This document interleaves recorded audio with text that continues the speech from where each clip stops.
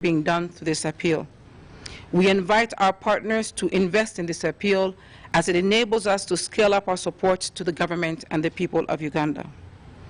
To our development partners, please be aware there are several options to contribute to the UN emergency appeal. You can do so directly to the organizations who are listed as participating in the appeal. You can do so also by contributing to the newly established UN Uganda country-based multi-partner trust fund, which will be managed out of our headquarters in New York. You can also do so by writing to your capitals and making sure that what you have contributed at the global level can also be sent down to Uganda. On behalf of the United Nations in Uganda, I conclude by conveying my thanks to the government for an open dialogue on the response to this challenge and for being ready to exploit the opportunities to strengthen Uganda's capacities to care for the most vulnerable and protect itself. We remain committed to leave no one behind, and we call on everyone in Uganda to work together to address this crisis by following the guidelines of the Ministry of Health and WHO, and by also doing what they can to protect the most vulnerable around them. On this note, I would like to invite the World Health Organization, the World Food Programme, the Uganda Women's Network, and the Uganda Red Cross to please share highlights of our joint action before we go out to the public for questions. This is the moment to come together. This is the moment for us to save lives. This is the moment we can overcome a common threat. But we can only do this if we are together as one human race. Thank you for your attention. Thank you so much, Your Excellency, Mrs. Rosa Malango, the country coordinator of the United Nations here in Uganda, for that very detailed statement and report to us.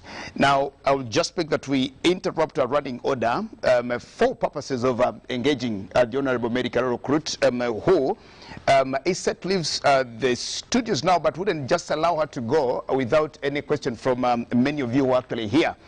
We have so many members of the press here from the national and international press with us here. I will request that if you have a question for the minister just before she goes, because there will be no time for you to have a one-on-one with her, and there will be no body to answer the question that she would be able to answer. If you are here and you have a question to the Honorable Mary Karoro Krut, please, you just step here, tell us your media house, the industry that you're representing, then ask a question to her. If there is no question to Honorable Karoro Krut, then she will be excused to go. There is a journalist here from UBC, Ivan Kahwa. You're welcome. Just stand right here. There is a microphone for you. And make it very brief and quick to the point. Welcome. Good morning, Uganda. Good morning, dear guests. My name is Ivan Kahwa. I work with UBC TV. Now, my question to the Honorable Minister, Karoro Krut. In this pandemic, we are looking at the journalists. They're on the forefront of informing the public as regards to how this disease has broken through. But we're not minding so much about their safety. As they're covering stories and so forth, journalists are not protected. I don't know whether it is the case of media houses or it is even government. Government has to intervene to compel media houses to issue the protective gears.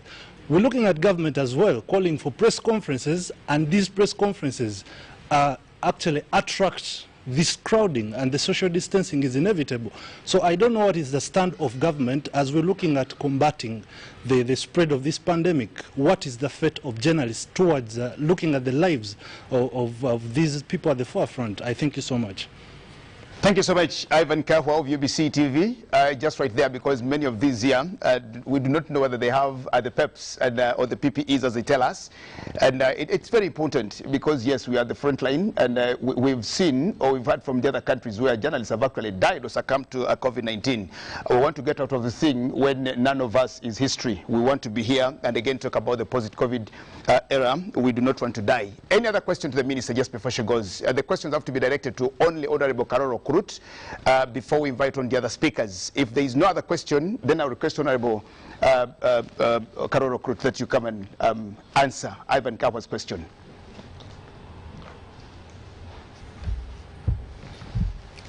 Thank you very much, Ivan. Indeed, that's a very, very pertinent question.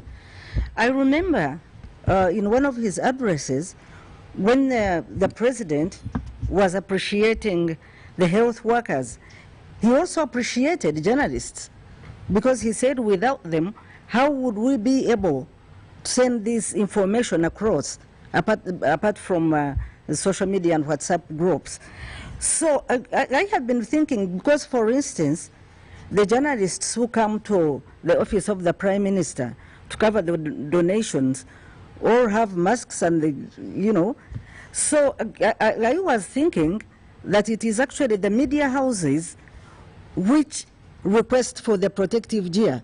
But if that is not the case, I have a meeting at 11. I am going to inform the Minister of Health. I am going to inform the Minister of ICT, because this is an emergency. You cannot go when you are not protected. You are on the front line. So this one, I'm carrying it as an emergency, and I'm presenting it to these two ministers. So by about midday, you should be able to see action. This, as we know, this COVID, the other day when the president was addressing the nation again, he said there are people who are saying, oh, this lockdown is inconveniencing us, and he stated and said, this is not about inconvenience. We are talking about life and death. So even you journalists, we are talking about life and death, and this matter has to be addressed. As I leave, I just want once more to appreciate our president. His strategic leadership, the way he has been communicating the message in simple but very, very understandable language, and the way he took the bull by the horns. People were saying, but why should we have a lockdown? We have not registered any sick person in Uganda, but did people want the president to wait for somebody to fall sick or die? So we want to commend him and to keep on, because the message has to go down.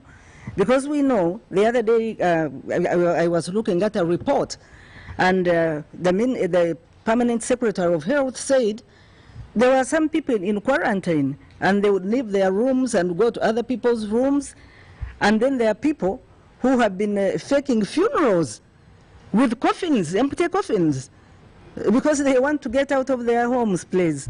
This is life and death. Therefore, I'm taking up this matter, and by midday, you should have an answer. Thank you so much. Thank you, Madam Rosa. Thank you for spearheading this. You have one more question from That's fine. Joyce Nakato of NTV. Please, Joyce Nakato, step up and ask a question. Still to the Minister. I only want questions to Honorable Karoro Kurut. Please. My name is Joyce Nakato, and I'm with NTV Uganda. Honorable, we've seen that out of the food that has so far been donated from the various organizations, UNBS found that it's not meeting the standards. But then this is food that is really needed. Is there, does the National Task Force intend to probably offer some guidelines to people who are donating food on the kind of food that they should donate and the standards that it should meet, so that we don't lose out on this food that is really needed? And then also the second question, I would like to know how would you like the response appeal that is being launched by the United Nations to support the ongoing work of the National Task Force? Are there particular areas you'd like met by this appeal that is being launched today? Thank you so much. Thank you, Joyce. Nakato from NTV, just right there. Honorable Karoro Kurut, yes, your response. thank you very much, Joyce. Now, like we have been saying, when we get food donations, we pass on this food to the team that is responsible for this food distribution. And this team is headed by Honorable Musa Echweru. Now, he told us that when this food goes to the stores, there are NB, the National Bureau of Standards officers who are there and who test the food. So if any food is found not to be fit for human consumption, I'm sure they throw it away. But as you say, we are in this fight together.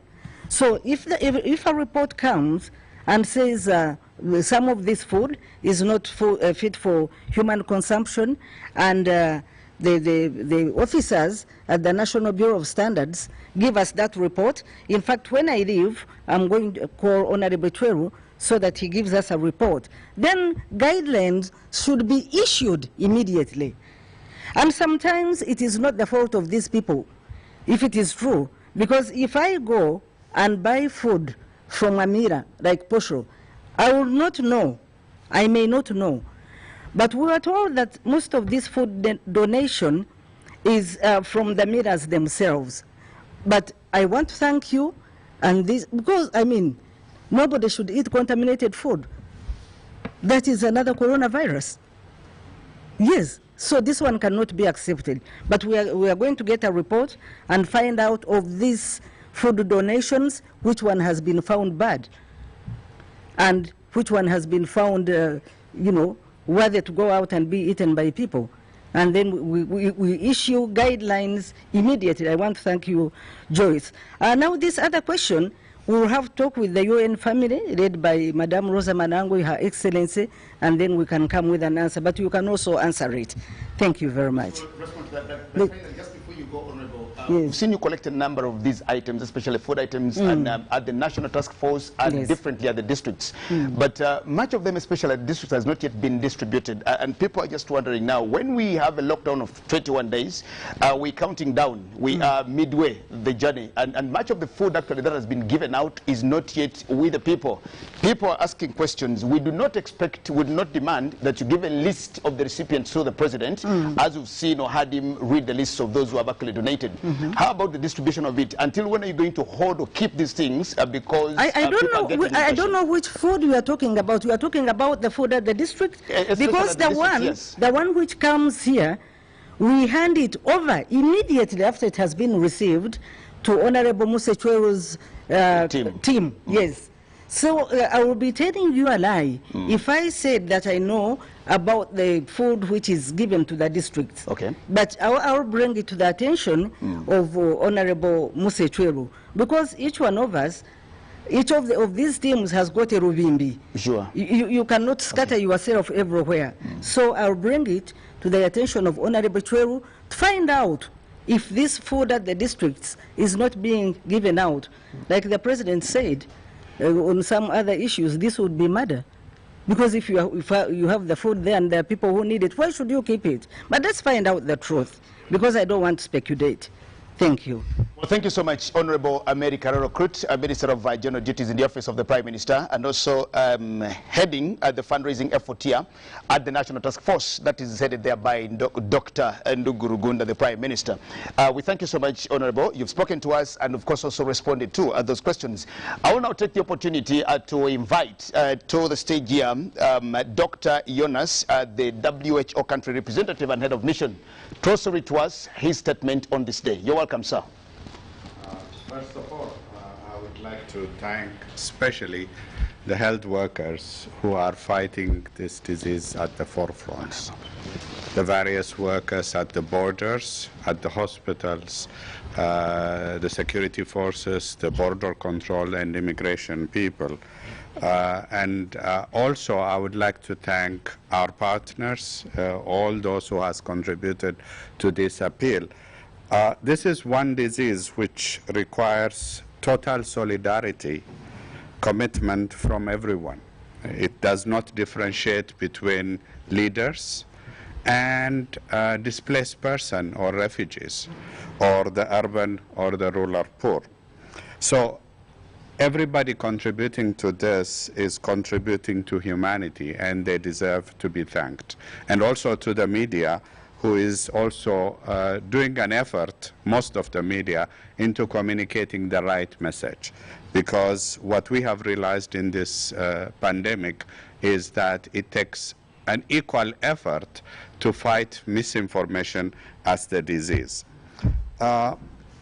Just to mention a few figures, I think today we have over 2.6 million infected people, with over 180,000 people who died from this disease. And if you look into our continent, Africa, we see that we have over 26,000 people infected with over 1,200 people who died.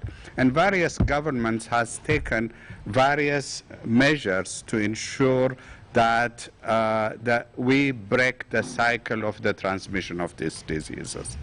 Different countries over the world have instituted lockdowns or measures which are not normal. And we may not see the normal again. And what this appeal tries to do is, while we are focusing at the same time through this appeal on COVID responses, we are also looking at other aspects of the disease, where not only that we address COVID in hospitals or in the health facilities, but essential services. While people are looking at COVID, we don't want to see mothers die or children suffer. We don't want the life poverty to increase and people to die from hunger. So, or the displaced people to be without protection, or the refugees to be discriminated. So what this appeal will try to look into is not only the COVID, but the whole aspect of what is required. This lockdown makes a lot of disruptions. The norm is no more there. And this lockdown, before it's lifted, it may not be lifted in one go. We have to look into how do we go out of this and we don't get the same scenario like what Japan is facing today, what Korea is facing today. We were very happy in the first round of this pandemic. They were able to control it by putting a lot of measures. But when they suddenly open, there are risks. So before we urge, and I think the whole of government agrees with that, is that we have to look into the risk of opening. We have to see certain things happen. We have to make sure that there is no transmission of the disease continuing in the country. We should be sure that our health systems is able to detect, test, isolate, and treat every case and every contact. So this is a big work we have to do in this time to ensure that when the lockdown is lifted gradually or abruptly, that the system is ready. We have to make sure that the risk in special people and special setting like health facilities or nursing homes is the possibility of an outbreak is prevented. We have to make sure that when people go back to school or to the workplace, that the necessary measures are there for the disease not to be transmitted further. Importation risk is another risk where we have to handle it. We have to make, that is what is being tried to look at the borders by testing and screening cargo travelers. And we have to make sure that the community is fully engaged. If the community goes back into the same habit of handshaking or hugging or violating physical distancing and take measures which could make the disease come back or spread more, we have to make sure that the community has a full buy-in. And to make this sure, that we also have to make the community not suffer from the lockdown or any of the other effects which we are putting in to ensure that the disease is well controlled. And we urge the population, our partners, to be here with us in solidarity. And this is not only a fight of Uganda. This is not only a fight of the Ministry of Health or the health partners. It is the fight of the whole of government, the whole of countries, the whole of the continent. It's a fight of global level where all of us has to do our effort to control it. Thank you. Thank you so much, Dr. Jonas, the WHO country representative and head of mission here in Uganda, for your comprehensive statement to the media and to the nation. Now, we were supposed to have in studios here with us Mr. El-Kadil Daloum, the WFP country director, who is not live in studios here, but I've been told that he can get to us through Zoom, on Zoom, and I just want to request the team, the technical team there, if you have Mr. Daloum of WFP, if he's ready to speak to us, then I think we can now connect to him via Zoom. If he is not yet ready now, or now that he's ready, let's welcome Mr. Daloum, the country representative of WFP. You're very welcome, and good morning, Mr. Daloum.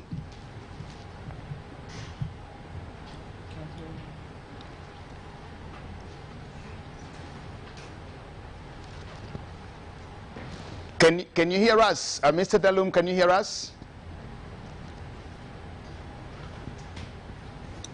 Al-Qadir, you are muted. Al-Qadir. Okay. Good morning, everyone. I would like to start with commending the leadership of this country, starting with the president for his leadership, the prime minister, and in particular also I would like really to commend the Minister of Health and the frontline health workers and the frontline from the UN, the NGOs, national and international, and Red Cross movement, who are working day and night to support the people. I would like to start with the food security and nutrition status. Before COVID, we have good news and we have challenges.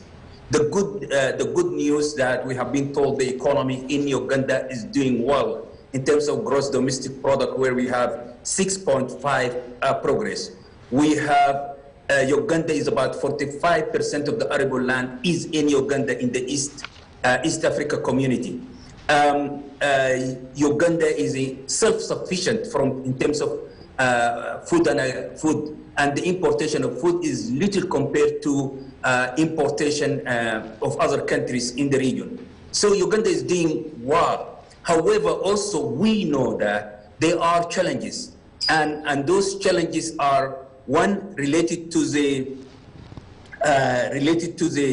that have an stunting, high level of stunting, and especially in particular regions, but the average is 29 for the whole country. We know that despite the economy is booming, that the people have fallen between the crack. The vulnerability is starting becoming high of the poor. So there are a number of challenges that we know before that. But when you look at after COVID, and especially as the minister said, that those who are falling between the cracks, there are more people falling between the cracks, especially those are in the informal sector and in the urban setup. And that is, Uganda has an increased rapid urbanization, and about 11 million living in urban areas. And most of those people who work on casual informal sector has been affected negatively by the lockdown. And I would like really to commend them for their compliance with the lockdown, but they have been affected. So this category of group, people in the urban setup, and in particular, this UN appeal is giving them special attention. And a big chunk of money is about almost $53 million is assigned to help those people in an urban setup, and that is very, very important intervention. The other group that, as I mentioned, that the nutrition status, before that we have about kids, young kids, who are about 29% of the stunting, but there are pockets which are higher, up to 41%. Therefore, the nutrition of lactating women, pregnant women, and children is of a great concern to this appeal, and we would like to focus on it and give it bigger attention. And that is the second category we would like to think about it. The third category is the refugees. As you know, Uganda has really generously hosted 1.4 million refugees, and we commend the Ugandan people and Ugandan government for that. However, the refugees now in terms of resources, we already experiencing a food cut by 30% because of the limited resources. We know that in the COVID, that they need a level of immunity, and when people have not having the basic survival food rights is being compromised, their immunity is going to be low, and the refugees is going to be suffer. But also we know that one of the great things about Uganda that allow refugee a freedom of movement, a freedom of work, and as a result, they complement their income from working in informal sector, in the agriculture, and so on and so forth. That is not available now because we have asked all the refugees to stay and confine themselves to their settlement so that they don't move that. So I want to conclude that there are categories of serious concern in the appeal, in the urban context, and nutrition of pregnant women, lactating women, and kids, and the second one is the refugees. This appeal is trying to look at them. What we are talking in the appeal is not about the traditional response. The traditional response is already falling short in a number of areas, but we are talking about this specific group. I want to conclude that the reading so far, the prospect so far from the World Bank report, which is telling us in sub-Saharan Africa, the agriculture sector is going to go into contraction from 3 to 7%. There's a number of gloomy pictures of report has been already developed by many research institutes about the impact, and they're saying that the world after COVID is not going to be the world before COVID, and the economy is going to be hit badly as a result of that, and the poor of the poor are the one are going to pay the price. I really also would like to conclude with a positive note. I really commend the safetiness and the kinship in Uganda, and how the people are trying to look after each other, how the people try to support each other. But there is a limit, as we know, for how the people can give solidarity. And we commend all the donation and the generation and the generous support which is given right now to the government. But this appeal is to complement what is going on. Thank you very much. And I am really looking for the international community and the private sector and everyone to rally behind this UN appeal, and in particular to address the issues of food security and nutrition. Thank you very much. A country director of World Food Program here in Uganda. We thank you so much for you following the conversation from wherever you are, and you've spoken to us very audibly and very clearly, and we want to thank you so much. Now, there will be questions for you that will come, and when the questions come, of course, the members of press here will ask questions which will be directed to you sometime later, and you will be able to actually respond to them and answer or take them on. Let me take the opportunity now to also invite Mrs. Rita Achiro from the Uganda Women Network to also come and make a statement and give her statement. You will just stand just right there where the minister has been speaking from, and everybody, and speak to us, tell us. Then, of course, your questions will come much later after your address or your statement to the nation. We thank you so much and welcome. Thank you very much, and good morning, everyone.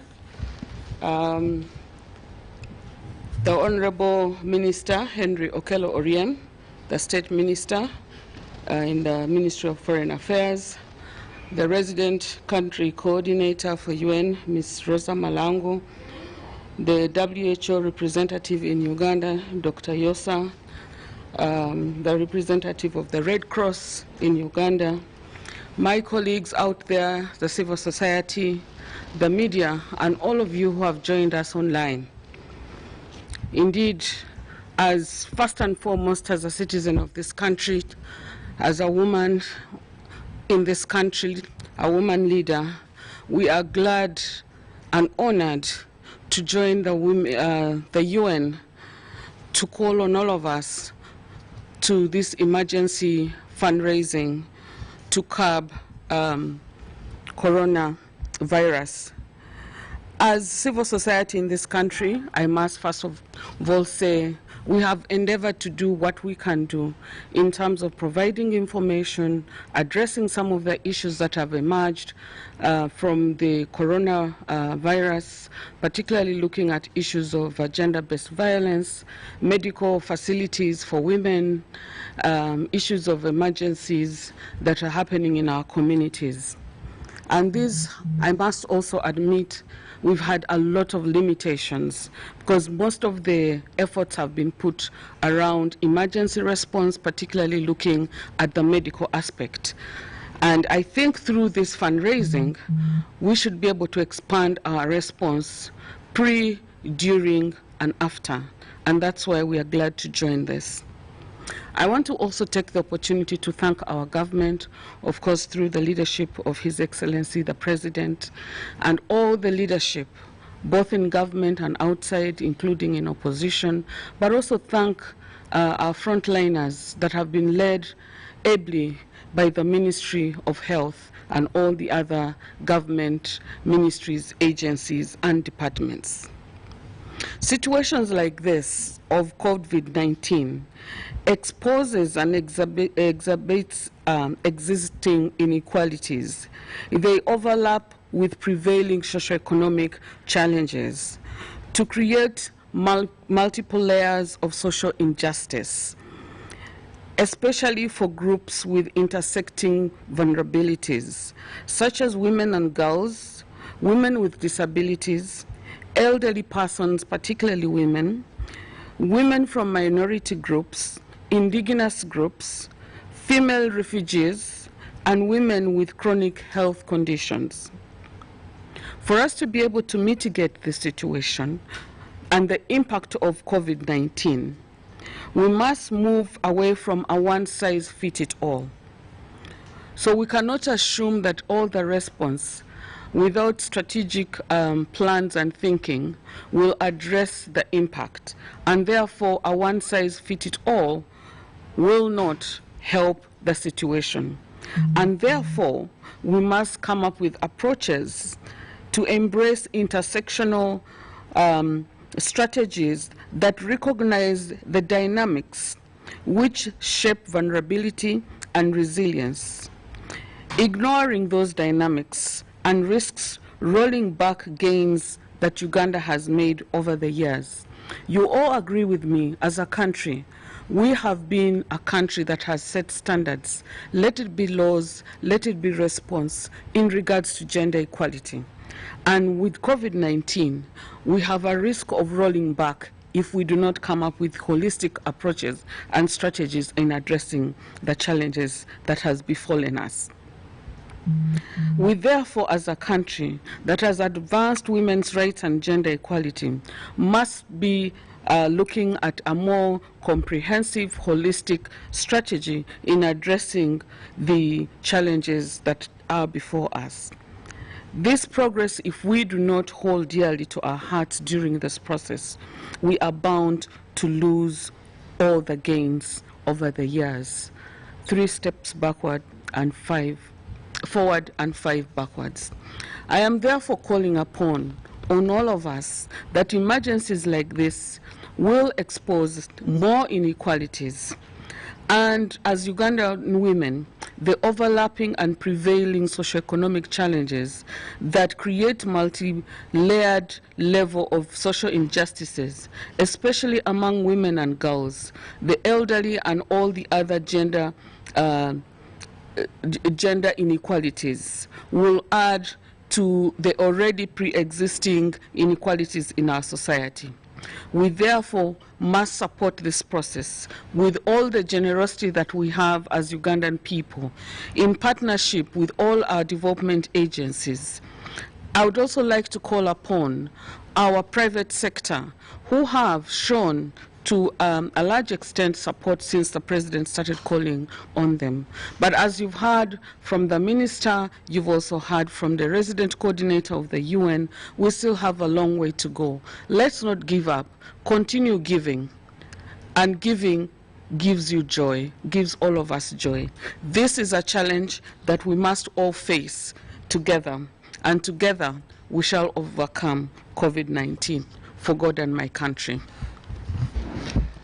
Thank you so much, Mrs. Rita Achilo from the Uganda Women's Network for that a very good concern. Now, remember that when we talk about what is happening to us, just right there, she represents one of the 17 SDGs, and that's its SDG number 5 that talks about gender equality, because we may talk about the pandemic and its health ramifications and forget about the other things that could also be happening to us now and even after this pandemic. Let me take a similar opportunity to once again invite Mr. Robert Kwesiga of the Uganda Red Cross to also come and speak to us on the priorities on the local perspective. You're welcome, Mr. Kwesiga.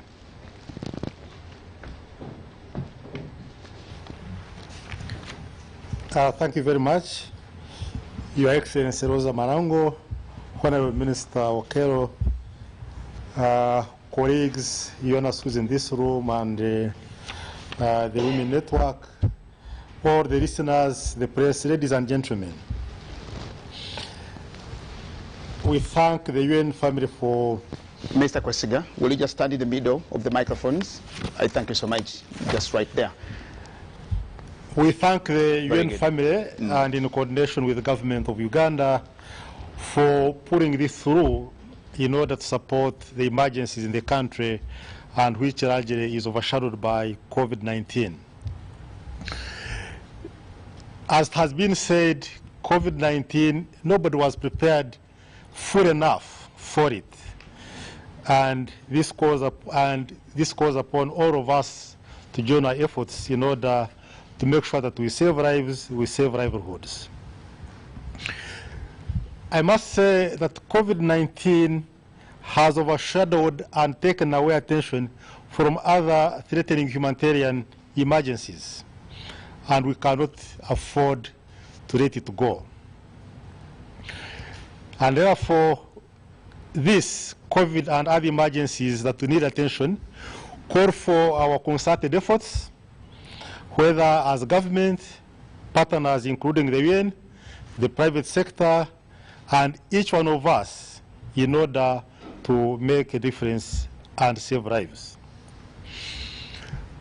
With the country under lockdown, this has come with socio-economic challenges to which the Uganda Red Cross is contributing in its capacity as an auxiliary authority to government of Uganda. Just to mention to you that Uganda Red Cross sits on the National Task Force, which is chaired by the Right Honorable Prime Minister, and also we sit on the task forces for health, the sector task force for health, and the one in charge of relief. We have put all our machinery at the disposal of responding to this pandemic. And we are complementing government through supporting health emergencies, which includes our ambulances that have been put at the disposal of government in order to respond and manage the referrals for evacuation. We are participating in risk communication and screening in high-risk areas, especially border crossings. We are contributing to community hygiene, and I must say we have prepared that in a worst-case scenario, we are having teams that will be able to manage safe and dignified burials. And these teams are on standby in case, God forbid, nobody wants it, but in case it happens. So we are ready to make sure that, like the President said the other day, that if someone dies, it will be the responsibility of government and health workers to bury, and government has entrusted us to take charge of that in case it happens. We are working with government in the food distribution, which the Right Honorable Karoro mentioned, and which I think was also one of the questions raised. And this targeting of the food distribution is especially to the most vulnerable. However, it is not enough. And that's why the appeal which is being launched today, still has that component of how we can further reach out and give food to the most vulnerable who are being impacted on by this Corona-19 virus. I must say, the Uganda government has allowed the Red Cross to receive donations and support, but in coordination with the government task force, which Madam Honorable Kororo heads, such that we can also, besides working with the government like we are working with the food distribution, but also the donations we receive direct, or any other support that comes straight to Red Cross, we give it out to the most vulnerable in coordination with the various government bodies or forces that have been put in place to that effect. Your Excellency and Right Honourable Minister, allow me to mention that COVID has not taken away the other emergencies and disasters in the country. As we speak now, we have started the rainy season, and some areas of the country are already beginning to experience floods and the likelihood of landslides.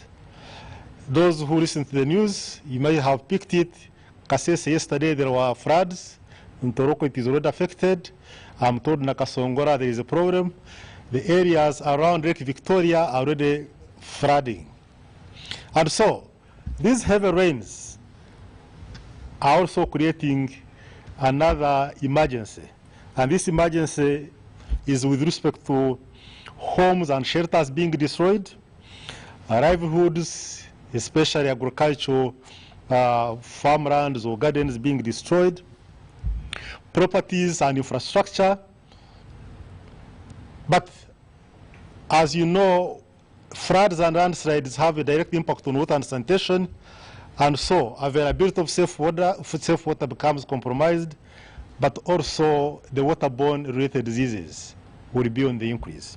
And the appeal being launched today also addresses this aspect, that in as much as there is coronavirus, these emergencies and the people affected by them cannot be left out. And we welcome this as Red Cross and in partnership with UN agencies and other actors. Don't forget that the locusts are still with us. And the areas of Teso and Karamoja, and I think it is a bit extending into the Acholi and Rango areas, are still witnessing these locusts. And as you know, the locusts are compromising the food security of those areas. And this is also another related emergency that this appeal tries to address. Your Excellency, Honourable Minister, ladies and gentlemen, the Red Cross takes all these and other risks as a core of our engagement with the UN family in Uganda and through the UN emergency appeal for response to coronavirus and its impact on Uganda. In conclusion, as Uganda Red Cross, we have put our machinery and resources at the center to responding to the COVID-19 pandemic and these other emergencies I've just described to ensure that we save lives and livelihoods. However, we need resources to scale up the operations and to meet these urgent needs. We thank you, and together we can conquer. Thank you so much, Mr. Kwesiga, there from the Uganda Red Cross, and we want to thank you for that update. And of course, the reminder that it's not only COVID that we're battling with. Just a few days ago, when the Minister of Health was here, she actually put us on another alert of the Ebola outbreak, especially from Congo and the neighboring districts there in Kasese and elsewhere. So as we manage this COVID-19 pandemic, then we also need to be much aware that the other things are coming and slipping into us. Now, I'll take this opportunity to invite you members of the press to now ask your questions to all the speakers that have spoken before. Ask your questions, and I also expect that there will be some questions coming to us through Zoom. And for some of you who are here, you may have a question to any other UN agency that you do not see represented in studios here, but they are actually following the stream live, and you could still pass your question over to them. They will be able to answer. Somebody intimated to me they have a question, I think, to UNHCR. Please, when you ask a question, they'll be able to answer. Before you come on, to you, Your Excellency, Rosa Malango, in 2015, 195 nations of the world came together to change the world for better by improving the lives of the people in their countries. And undoubtedly, this was the birth of the 17 Sustainable Development Goals. In your own assessment, how do you assess their implementation, acceleration, now that we have this pandemic facing us, and which ones you think or deem will be most affected at the end of the road of COVID-19? You will respond to that question later. Any question here from members of the press? If you have a question to any of the speakers, please just step forth. Yes, Mr. Ntale from CNN.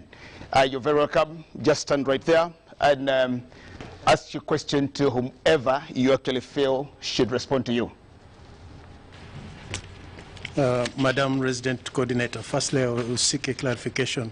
Earlier, the literature we got had a figure of 325, and the literature we have now talks of 316 million. We don't know which is which. However, particularly my question will go to the, I think, UNHCR.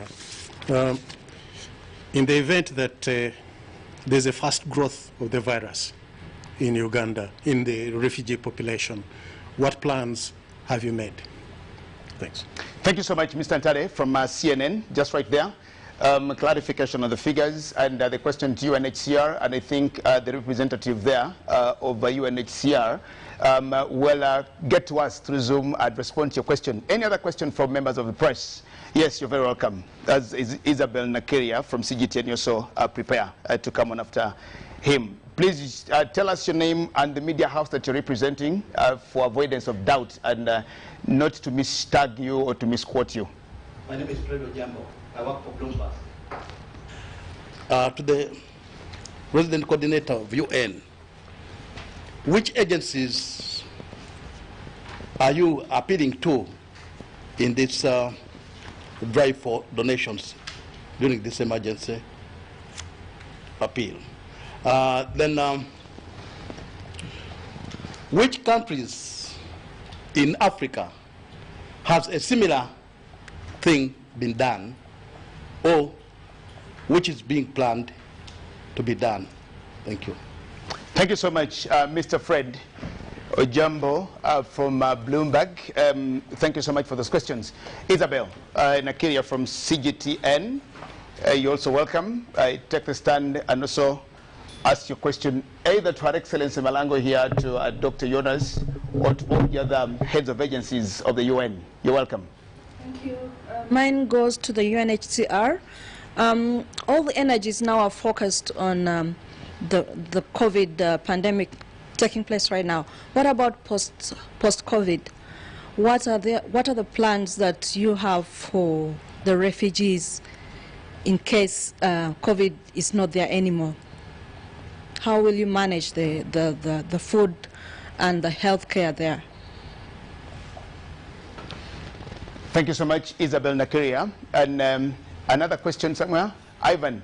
Another question from Ivan of UBC.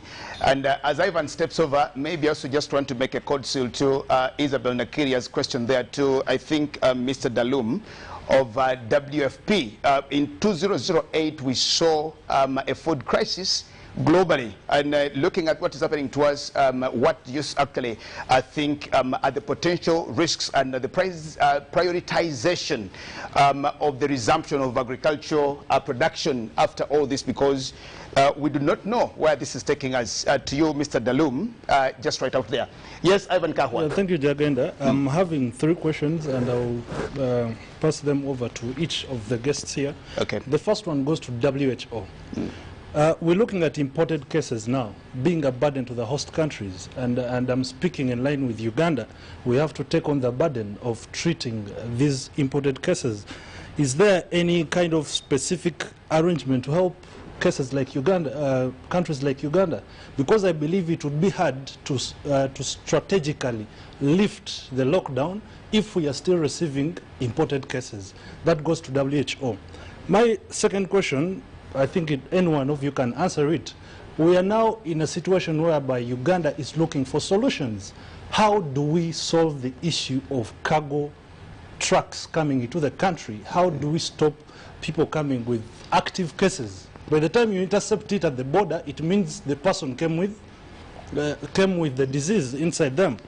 Lastly, in the look of things, this goes to the Minister of State for Foreign Affairs, Okello Oryem. We are looking at East African countries handling this issue solely. There is no synchronization. As Uganda is lifting up the ban, another country is allowing people to pray.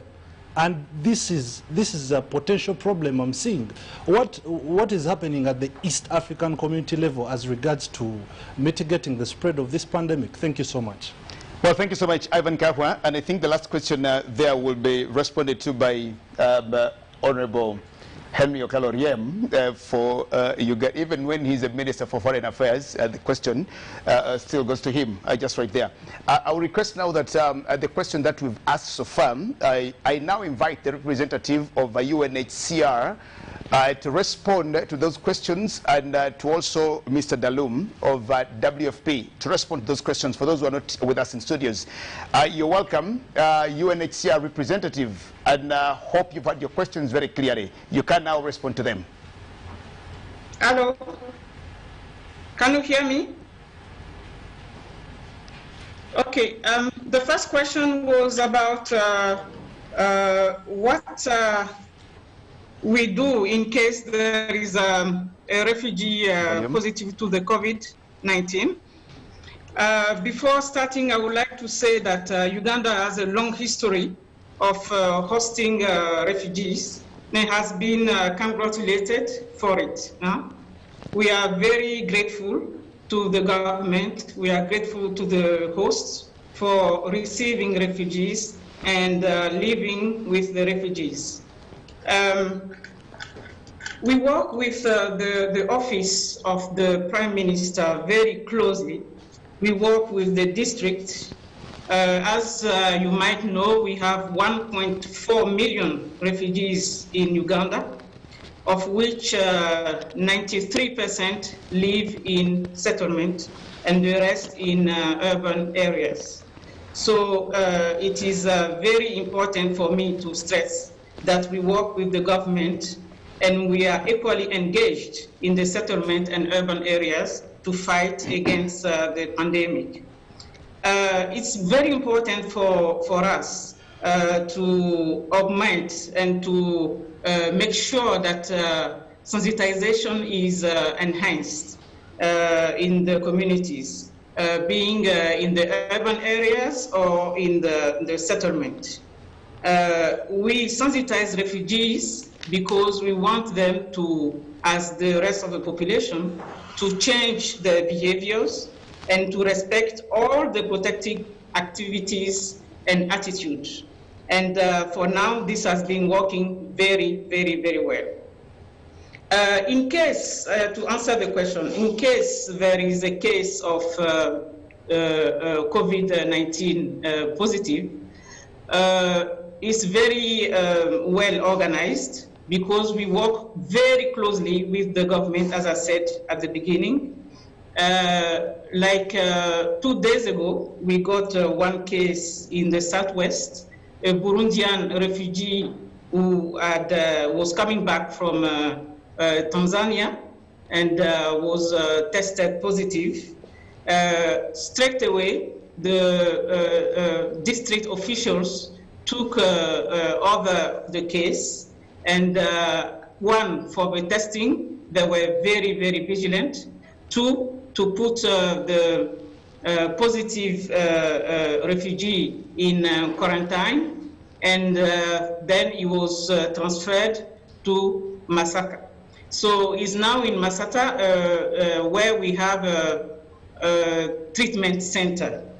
So there is no reason to fear, because all the testing is done as soon as there is a suspicion.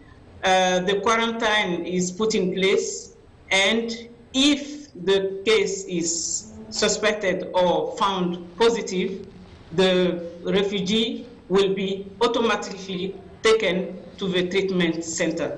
This is the same way the government will treat nationals. There is no discrimination, there is no difference in treatment. So there is no reason to fear that the pandemic will be spread in the settlement. I hope this is helpful to you. Thank you. Thank you so much, representative of UNHCR, just right there, for responding to the question that has been sent forth to you. Let me take the opportunity again now to invite Mr. Dalum of WFP again to also respond to the questions that came to you through again on Zoom, if you are ready to respond to us. Just in case you're not very ready now, then we'll come back to studios here, where Her Excellency has questions to also respond to. I want to know whether Mr. Dalum is actually ready. Yes, you're welcome.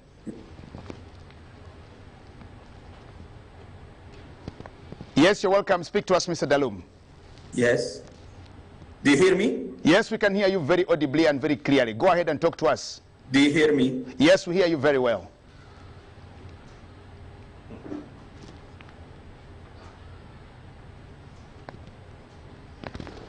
We can hear you. We can hear you. We can hear you. Okay, go ahead. Yes. Okay, thank you very much. Thank you. If I got you right, you asked about the world in 2008. There was a food crisis. How is it? I just want to say to you that the food, there's a World Food Crisis report is just issued very recently, and that World Food Crisis report is talking about 135 million people in 55 countries are being affected. 77 million in conflict-affected areas, 34 million in climate change as a result of the climate change, and 24 million as a result of economic crisis. This is before COVID. So far, and here I need to be very specific, as far as here I have to speak about WFP, as far as WFP projection that 265 million people are going to be affected as a result of, and this will be in the low income and middle income countries. We have not calculated, as you have seen, even in the developed world, there's a number of people who have lost their job and they are now in need of support. We are not talking about those groups, but in the low income and the middle income, we are speaking of 165 million people are going to be affected. How many of them are in Uganda? That is going to be determined about how the agriculture season is going to play. As you know that the issue of food, one of the projections that the issue after the COVID, the issue of food is going to be an issue. So if we are smartly continue producing in Uganda, after that, the export, there's a very high demand on food products, will be high demand of food products, and that will boost the economy. But also there's a question to what extent those people who are, especially the smallholder farmers and the like, will benefit from any economic stimulation packages or any high demand of food after the COVID or during the COVID. That is going to be a biggest challenge. Just I want to conclude on the issue of the refugees to complement my colleague from the UNHCR. I have made it clear, but I want to make it again. The refugees, originally we want about 219 million to feed the refugees, just basic survival food rights. But we are now below the worst case scenario for the refugees. And already we have cut for the refugees by 30% for the month of April. And if the resources projection continue like this, we will cut more from July and beyond. Thank you. Well, thank you so much, Mr. Dalum. You actually just answered one of my next questions that was coming to you when you talked about how much you've actually cut for that, because I know, yes, there are problems and it's not all well. Now, back to studios, Dr. Jonas, the question from the UBC journalist, Mr. Ivan Kahwa. He wants to know, and I think is just bothered, for host countries like Uganda that are getting cumulative numbers, which are imported cases. Welcome again. Thank you very much. Yes, Uganda is a party to an international health regulation. It has signed the 2005 International Health Regulation. And one of the requirements of this International Health Regulation is that when nations have an epidemic or a disease, they have to reflect all the cases which are positive in their country as part of theirs. So this is one of the things which is non-discriminatory. And it has also a reciprocation. If we are saying foreigners should not be identified as Ugandan cases, other governments will do the same. So that has a major repercussion. So as I said, one of the major pillars one has to consider in taking actions, either to lift lockdowns or saying we are going into a recovery time, is to ensure that we minimize the risk of importation. What Uganda is doing is, in this time of lockdown, we don't want people to die from starvation. We need the economy to continue functioning as much as possible. And Uganda is also in the middle of road transport, where importation not only comes to Uganda, but it's on the route to South Sudan and other neighboring countries. So that economical requirement is there. On the other hand, Uganda is also a party in the East African community, and it has obligations to keep its borders open for economical activities.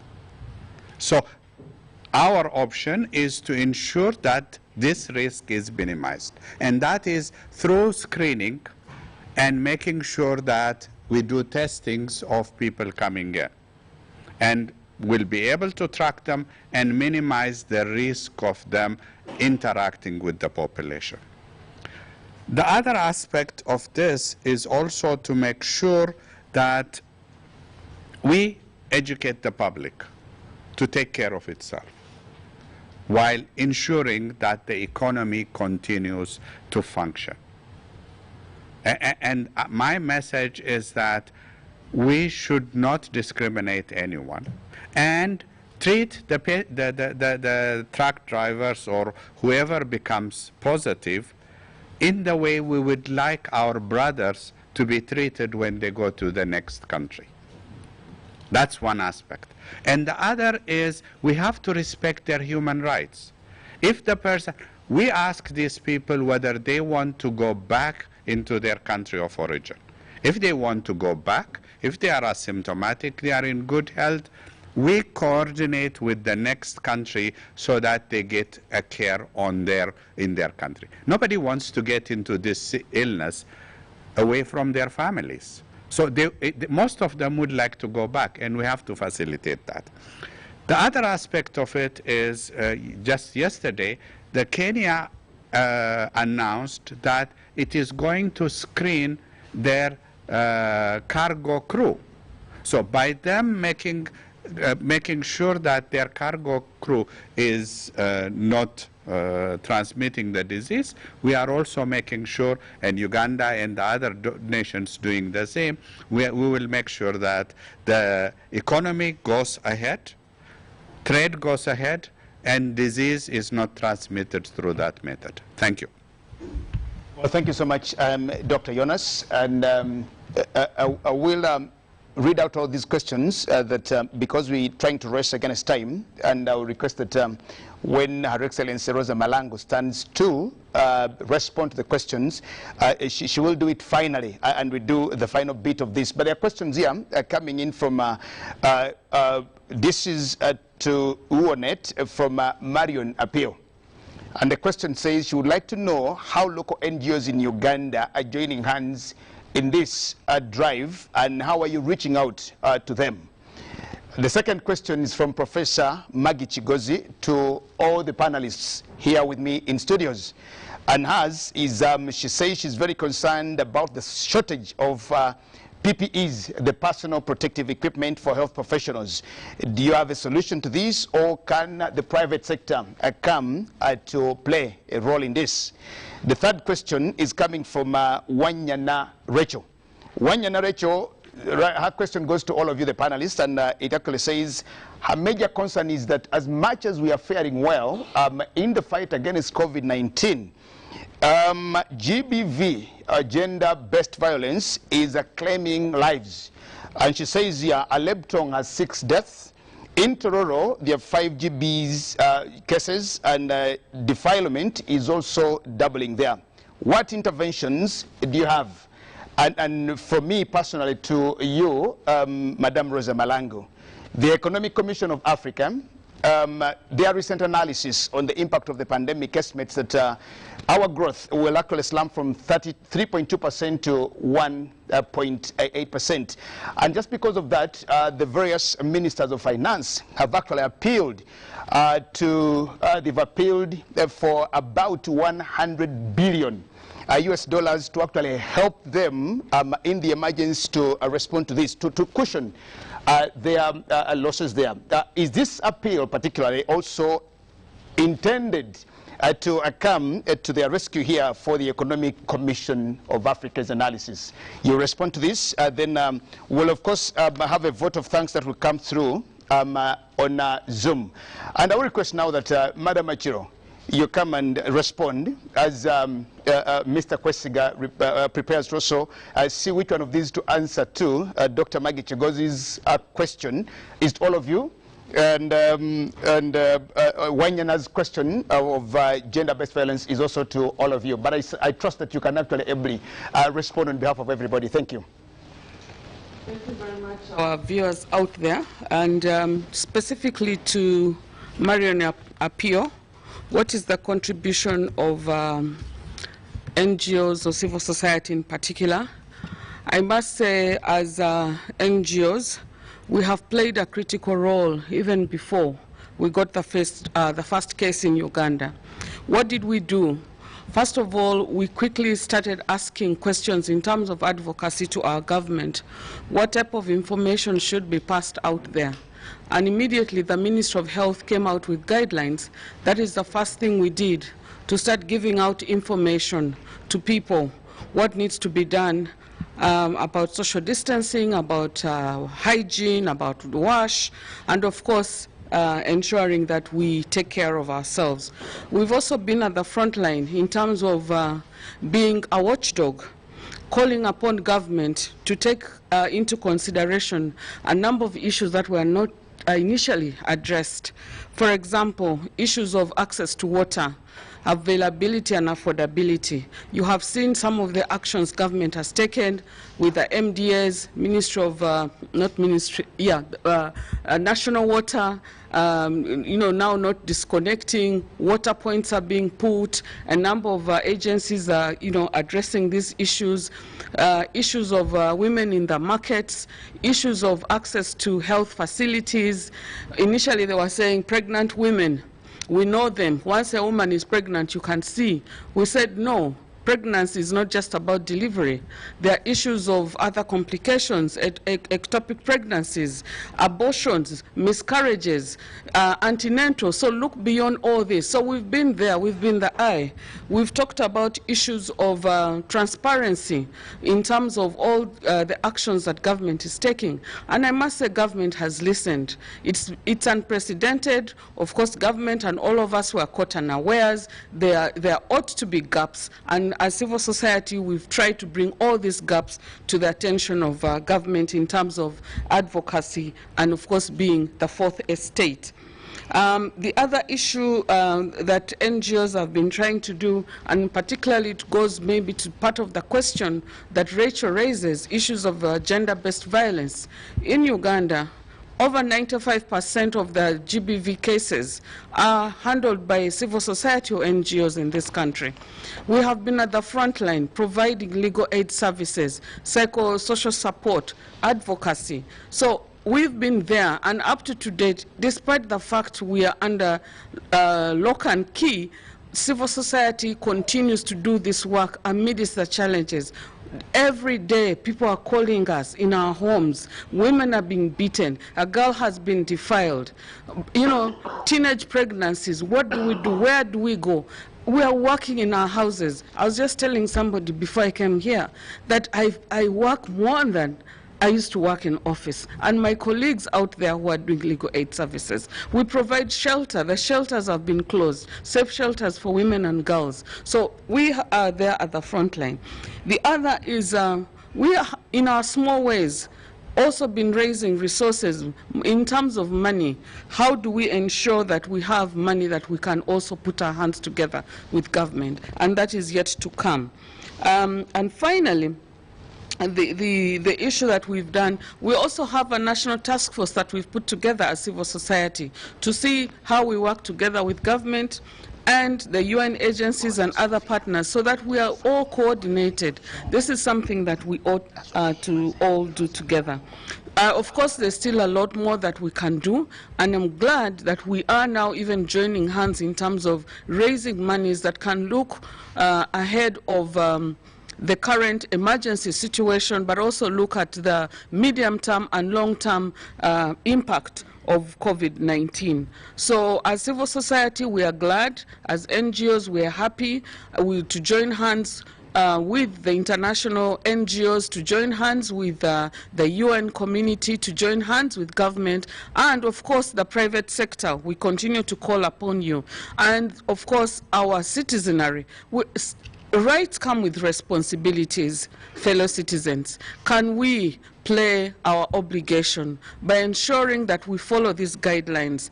Because when we get sick, the only thing we either get is treatment or we face, you know, the other challenge. So we have a responsibility. When the health workers tell us to do something, please let's follow it. And when government asks something of us, like the way we're asking today, each and every one of us can make a contribution. We were humbled. People bringing 5,000, 10,000, teachers whom we've been talking about, health workers whom we've been talking about, let their salaries be increased. They're at the front line. The women who have lost jobs, who are in these markets, sleeping in difficult situations, they're all making a contribution. We can all make a contribution. Thank you very much. Thank you so much, Madam Achiro, just right there. And I think we also have Mr. Victor Ochen of the African Youth Initiative Network, INET, who is online to give a vote of thanks before Her Excellency Rosa Malango comes on. Victor Ochen, if you're ready there, please, you just have not more than 2 minutes to give that vote of thanks and speak to us. If you are ready, just right there. Victor? I should be ready. Can you hear me? Yes, we can hear you. Go ahead and speak to us. You do not have much time. Okay, thank you so much. I want to thank, first of all, the United Nations for making an effort to make sure that they bring on board a national civil society organization. This is rare. It's the first time it's happening, and I appreciate the leadership.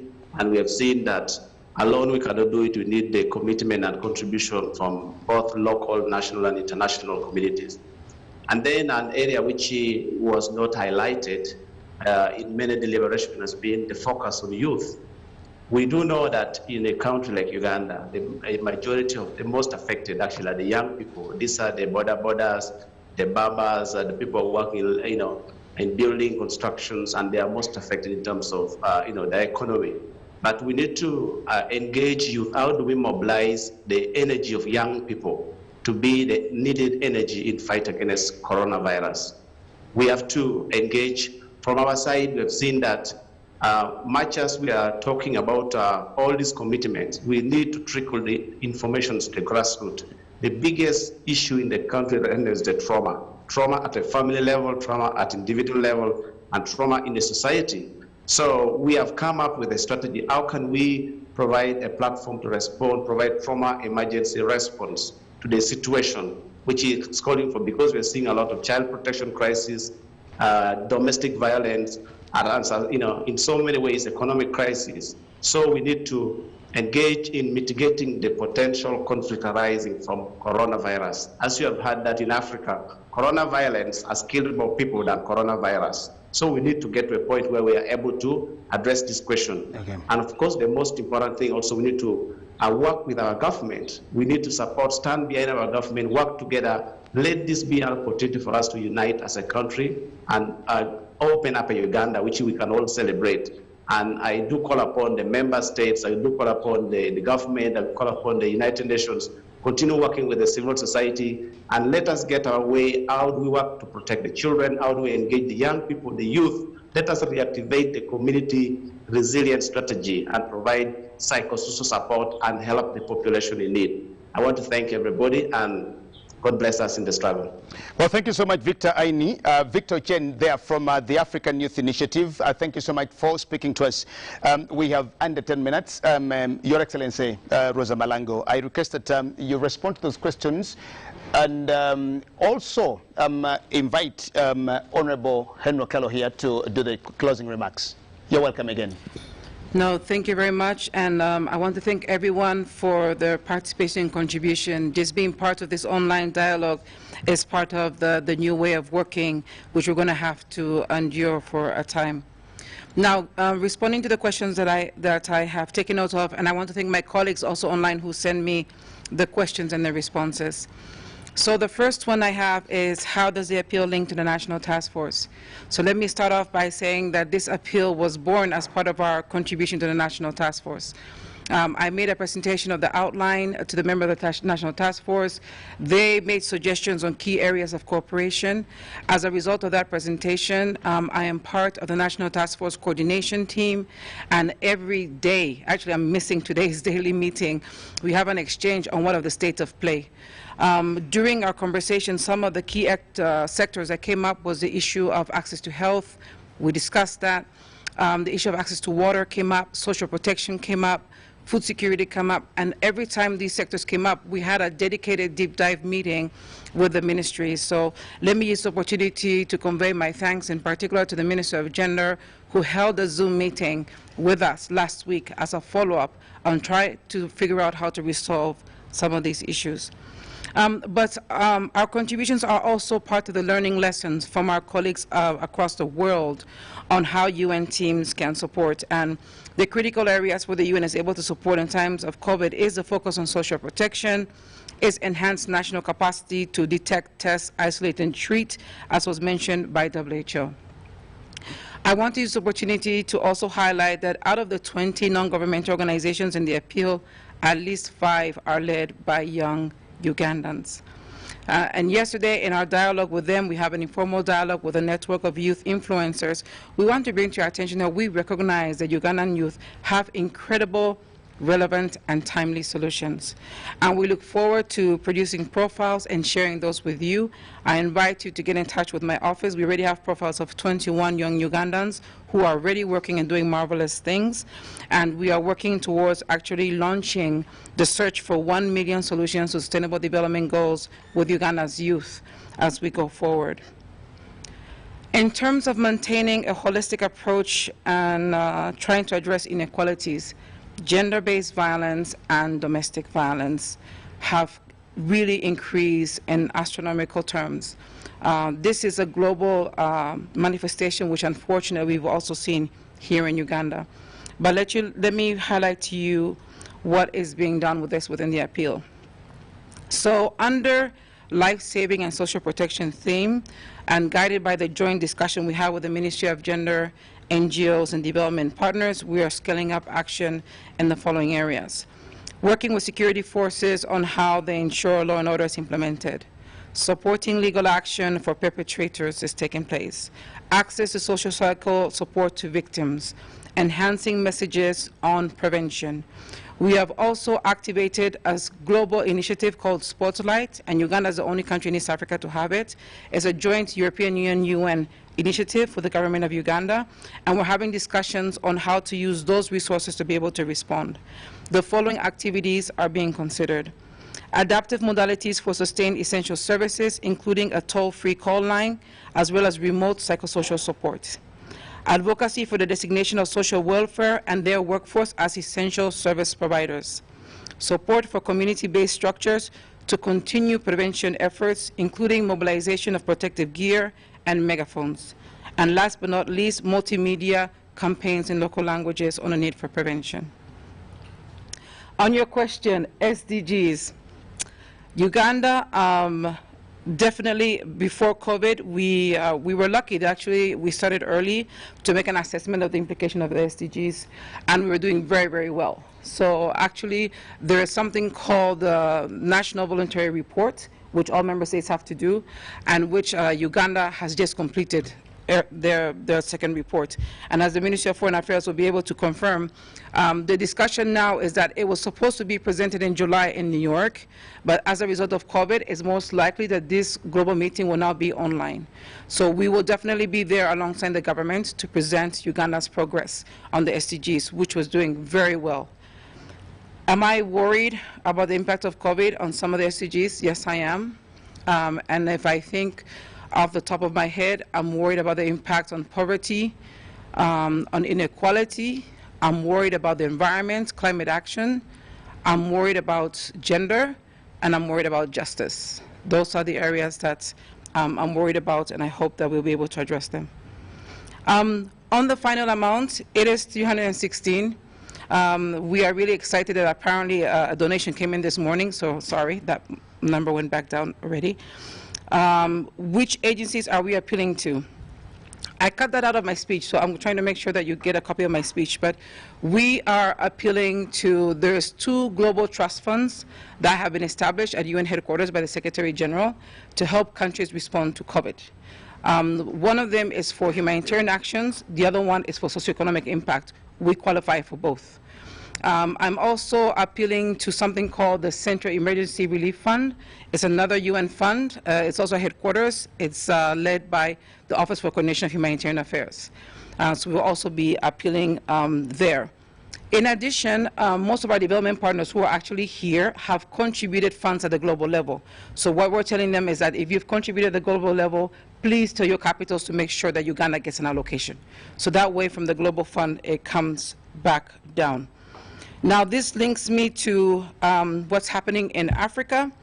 Have other countries in Africa launched appeals? Most colleagues are still working on theirs. We actually had a meeting of all African resident coordinators 2 days ago, but so far I know that Kenya, Mauritania, Nigeria, and Zimbabwe have already launched theirs, and then my other colleagues are on the pipeline.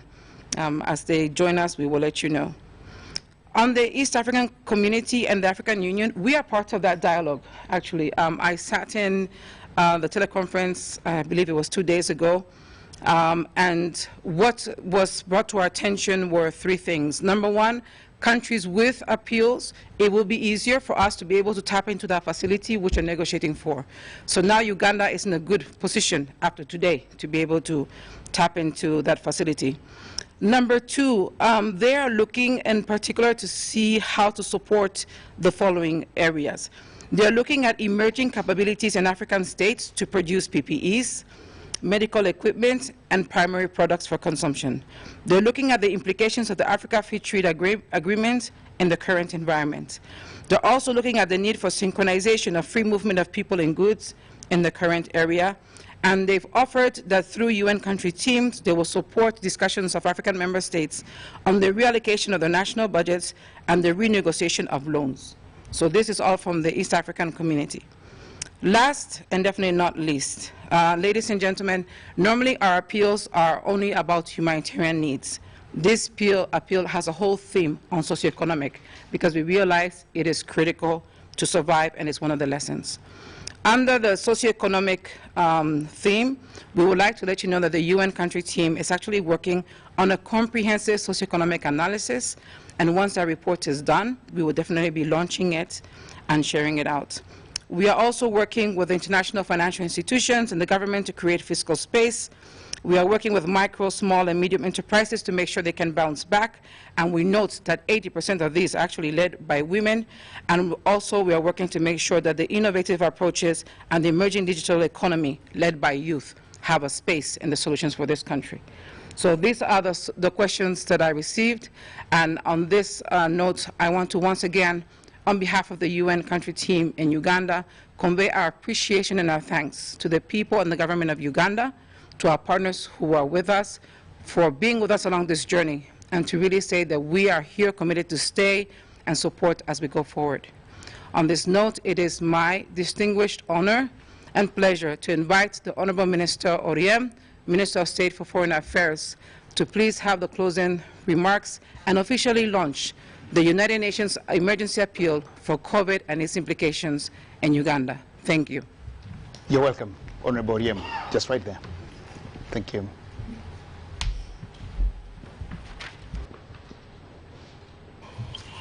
Thank you, Rosa.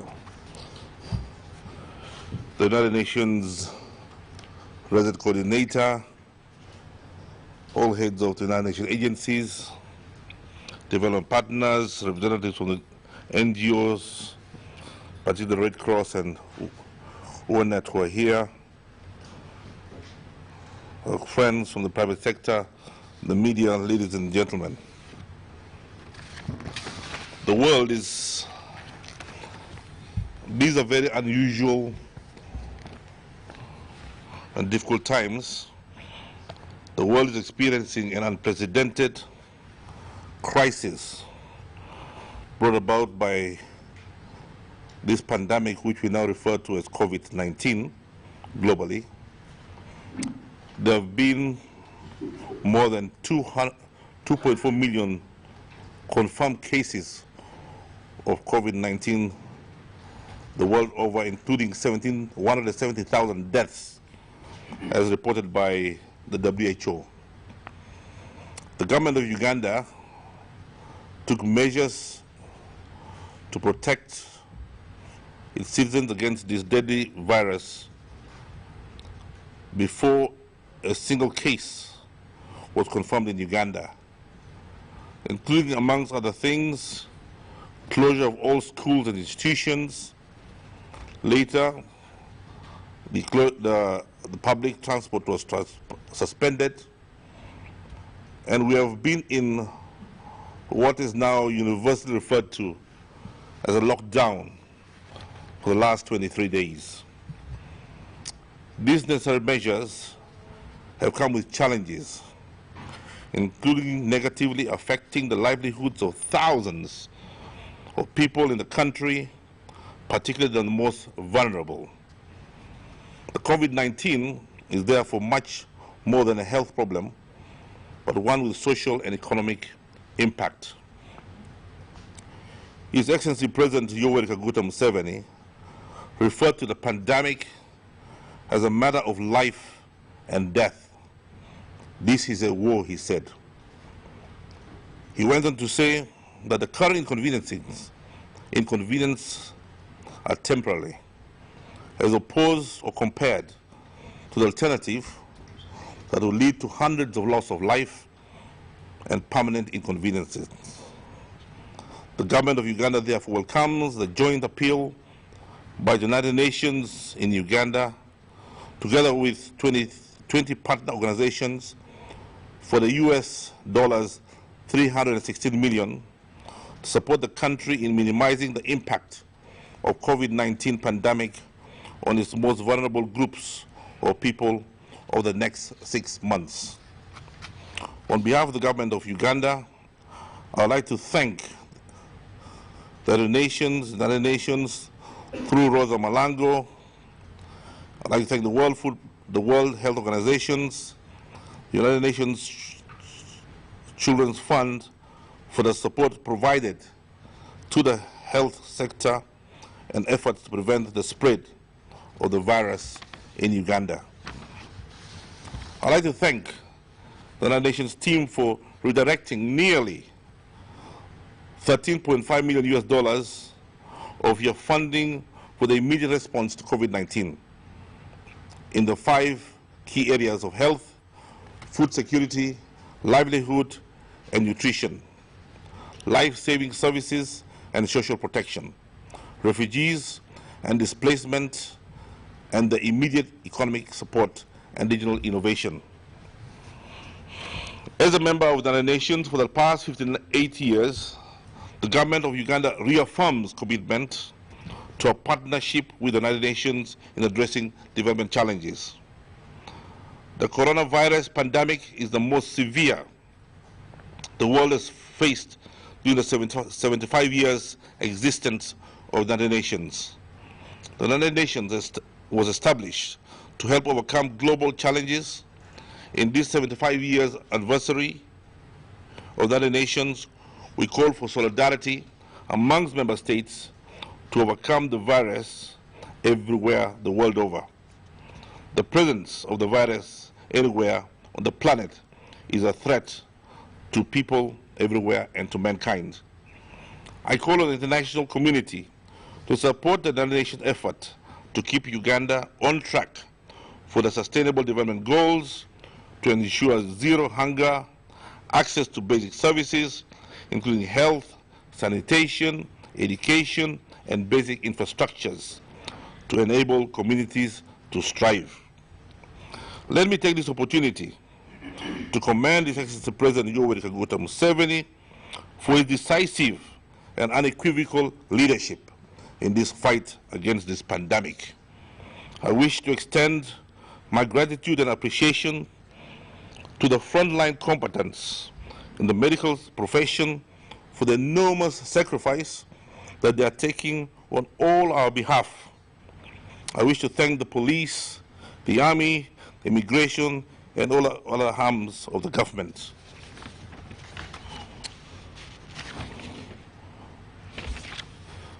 I wish to thank fellow citizens of Uganda for the outstanding patriotism, unity, and solidarity by following the presidential directive and accepting to make the enormous sacrifice they are making. Where else we in Uganda are doing well, we are not yet out of the woods. The real war is yet to come. And I urge fellow Ugandans to adhere to the presidential directive word by word. We need to continue being vigilant and taking the measures needed for isolation and avoiding and protecting ourselves against COVID-19. Stay safe, I say. Remember to wash your hands at all times and at every opportunity. Clean your hands with sanitizers if you have it. Avoid touching your faces and other parts of your body. Observe social distancing. It's just a simple thing to do. Stay at home. It is simple. Corona will not find you at home if you stay at home. However, if you go against the directive of the president and wander outside your home, the chances that you will contract the coronavirus and bring it back to your home and family. And I'm sure you don't want to do this. Stay at home and stay safe. I have the honor, and I hereby launch the United Nations Emergency Appeal for response to COVID-19 and its impact on Uganda, to support the government of Uganda and the people of Uganda, not only to prevent the spread of the virus, but also to remain on course to achieve our Vision 2040 and 2030 agenda and the Sustainable Development Goals.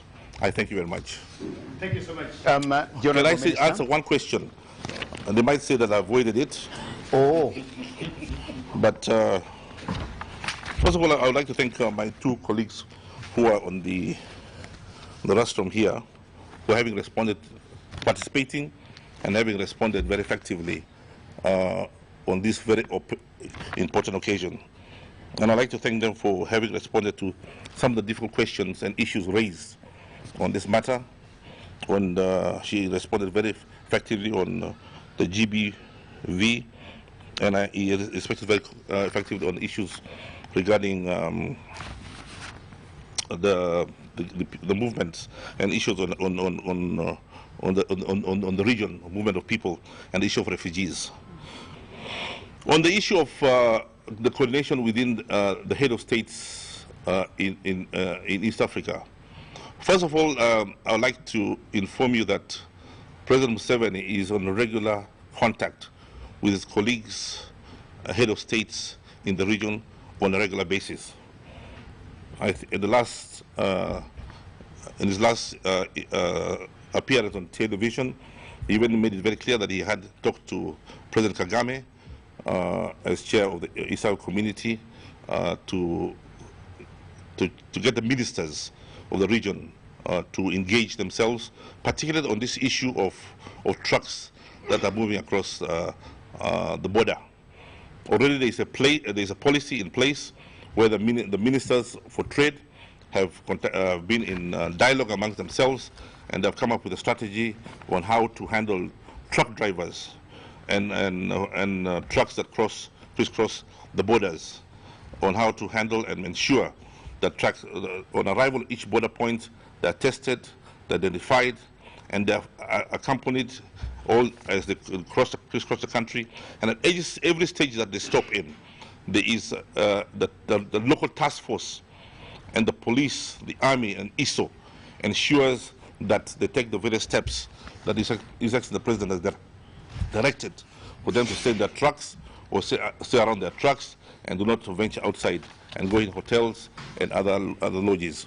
The other measures that the head of states have also discussed, which are not for public consumption, on measures of the impact of coronas in terms of relating to security, for example, or issue of refugees, the possibility of refugees fleeing from neighboring countries across the borders into Uganda, not fleeing from violence, but fleeing from fear of coronas in their countries. Some might think that, for example, the situation now is that there's a bigger number in Tanzania than in Uganda. So there's a possibility, because of fear, that some might flee to Uganda thinking that Uganda is safer. Yet that might not be the case. They might be fleeing out of fear, but not out of sickness. So all these discussions are taking place and behind the scene by the head of states, they're in deep discussions. But however, the individual countries at the end of the day have to take policies and decisions for their country based on their own circumstances, individual circumstances, and what they have the capacity to do. This can be seen the world over. We see this even within the EU, where within the EU there have been different ways of an approach to dealing with this pandemic. Italy has had, and Spain has had the brunt of this. Germany has had a different approach. The UK is having a different approach to this matter. We see this in South America, where the Brazil has decided the president does not support the issue of lockdown. And so different countries are taking different approaches depending on the individual circumstances and what they have to engage in. But what is more important here is the issue of Uganda. We're here to talk about Uganda, and I must continue emphasizing that where else we're doing well, but we need to continue being vigilant. We need to continue taking those measures and steps that have ensured that our situation is at 60 at the moment who are symptomatic, and there have been no death, and they have had successes of those who have recovered. Those have been because of the initial steps and successful measures that have been made public to everybody. We need to continue maintaining it and doing all those that is necessary for us to all be safe. But more importantly, I'd like to thank the Ugandans for the unusual and the patriotic unity they have shown in this fight against coronas. We need to continue as a country flying our flag, being proud of Uganda, and being proud of what we are doing to make sure that our country is safe. At the end of the day, the fight against coronas is in our hands, and not in the hands of foreigners. No foreigners will come from abroad to assist us in this fight against coronas. They have their own problems and their own challenges against coronas. We have a responsibility to deal with ours head-on, according to the rules and good guidance that His Excellency the President has given to us, supported by the Minister of Health. And I'm very happy that there is intervention by the UN and the WHO to continue helping us and guiding us in this fight. I thank you very much. Just before we stand down, Her Excellency has something to offer to you symbolically. A handover of at the launch, and I think Dr. Jonas, you also join in this symbolic handover. Ladies and gentlemen, I'm about now to symbolically hand over to the government of Uganda our appeal.